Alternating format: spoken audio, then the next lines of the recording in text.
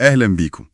موضوع النووي ده بنسمعه كتير قوي اليومين دول، ولما بيتقال الواحد بيحس كده بقلق وبإن الموضوع كبير وصعب نفهمه.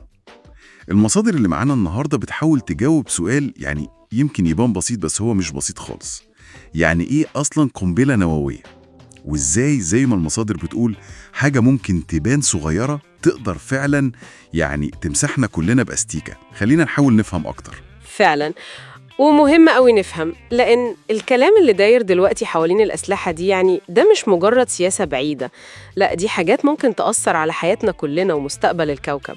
فالأحسن نرجع خطوة لورا ونفهم الأساس، إيه القوة دي أصلاً؟ تمام، نبدأ من الأول خالص.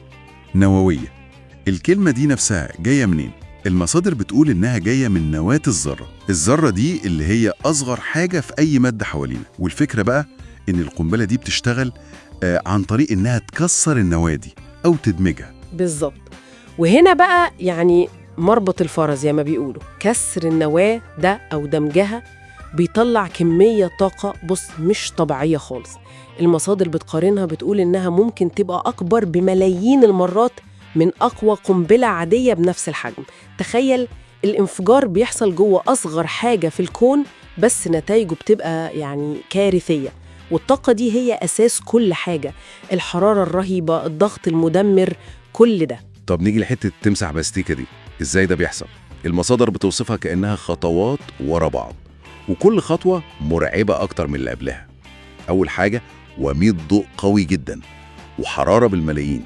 لحظة واحدة بس، أي حاجة قريبة من مركز الانفجار خلاص بتتبخر، حرفياً بتتحول لبخار. المصادر حتى بتتكلم عن حاجة اسمها الظل النووي. مكان الناس أو الحاجات اللي اتبخرت بيبقى زي علامة على الأرض. صحيح. والموضوع ما بيقفش عند كده للأسف. بعد الحرارة دي بتيجي موجة ضغط. موجة ضغط دي سرعتها أعلى من الصوت، بتدمر كل حاجة في طريقها، مباني، عربيات، شجر، كأنها لعبة. وحتى لو حد بعيد شوية، قوة الضغط دي كافية إنها تكسر إزاز وتخليه يطير بسرعة مميتة. بس يمكن الخطر الأكبر والأطول كمان هو الإشعاع النووي ده. الإشعاع ده اللي هو الخطر الصامت، مش بنشوفه ومش بنحس بيه في الأول، بس بيفضل موجود. يعني حتى لو حد نقول نجا من الانفجار ومن موجة الضغط، الإشعاع ده لسه موجود وممكن يسبب أمراض خطيرة، وممكن يؤدي للموت بعد أيام أو شهور أو حتى سنين. والمناطق اللي حصل فيها انفجار بتفضل ملوثة ومش أمان لفترة طويلة جدا. والمؤسف إن الكلام ده مش نظريات بس، يعني إحنا كبشر جربنا ده للأسف. المصادر بتشير لبداية القصة دي مع مشروع كان سري جدا في أمريكا وقت الحرب العالمية الثانية، اسمه مشروع مانهاتن. السرية كانت رهيبة وقتها، لدرجة إن في مدن كاملة بنوها للمشروع ده ومحدش يعرف عنها حاجة.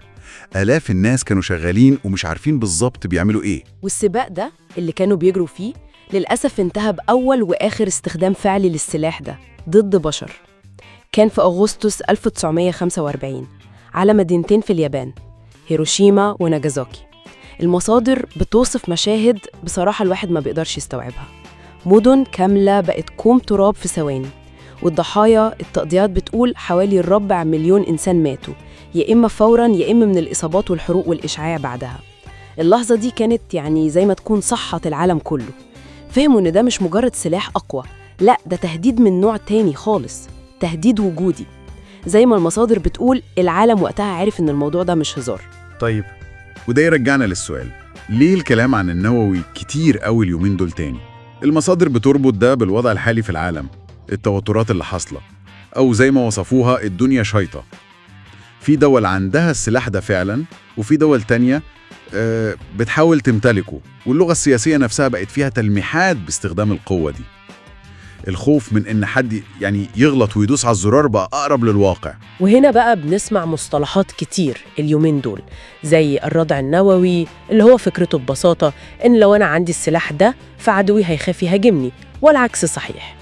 لكن المنطق ده زي ما المصادر بتوضح معقد وخطير جدا، لأنه بيفتح الباب لحسابات تانية زي مين ممكن يضرب الأول، الضربة الأولى، وسيناريوهات مرعبة زي الشتاء النووي اللي ممكن يقضي على الحياة، أو يوم القيامة النووي. وفي الآخر الشعوب هي اللي بتبقى في النص تحت رحمة قرارات ممكن تاخدها قلة قليلة. يعني لو حبينا نلخص أهم رسالة في المصادر دي، ممكن نقول إن القنبلة النووية دي مش مجرد سلاح وخلاص. لا، المصادر بتشوفها كأنها إعلان رسمي إن البشرية ممكن تمحي نفسها بنفسها. دي قدرة على التدمير الذاتي إحنا اللي وصلنا لها. وفي الآخر ورغم كل الرعب في الموضوع ده، المصادر بتسيبنا بفكرة كده نتأملها شوية. القوة النووية دي بكل خطورتها بتفكرنا دايماً إن العلم والتكنولوجيا يعني ما ينفعش يمشوا لوحدهم، لازم يكون في ضمير، لازم يكون في مسؤولية أخلاقية. زي ما المصادر لخصتها، العلم محتاج ضمير مش بس معادلات باردة، ودي نقطة مهمة فعلاً محتاجين كلنا نفكر فيها.